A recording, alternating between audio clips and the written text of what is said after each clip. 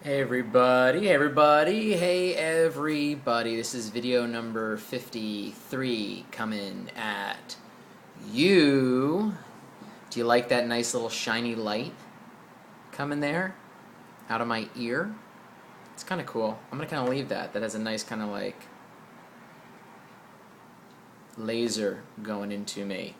So you can enjoy that the whole video instead of listening to me, or you can listen to me, or you can multitask and do both. A while back, I listened to there's another one. We'll keep that going for effect. I listened to a audio from Deepak Chopra as part of my Institute for Integrative Nutrition Holistic Health Coach Certification program. And he talked about the whole idea of going with your gut, a gut decision. And he talked about how there's been research done, there's a lot of science out there that really shows that your gut, in essence, that it does whatever's in there, the cells, metabolically, physiologically. It's just late.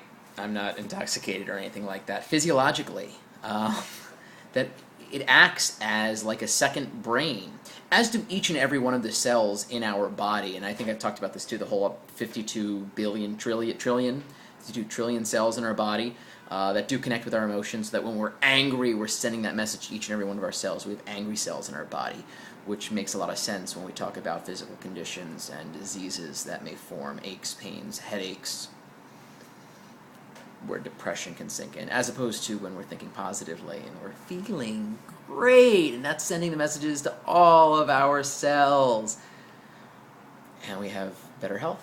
Or when we stop and we pause and we just allow all of our cells to just break, I guess, for a second. They're always working, but we're not overworking them. Anti-aging type stuff. But the whole idea of a gut decision, I just want to talk about going with your gut, because I've had a lot of, specifically, a lot of active choices lately. And we overthink too much here. That's not to say that it's not good to intellectualize things, to stop, to pause, and to think. But there's something about that gut decision. And people say, go with your gut. Your first instinct is always right. This whole idea. I don't know exactly where I'm going with it, but I've gone with my gut recently with a few things, and it's turned out to be right. We can look back in hindsight and say that, and it's always a journey, I guess. This one's a little bit more of a ramble. There's not as much clarity as opposed to just bringing up a topic to discuss, the whole idea of going with your gut.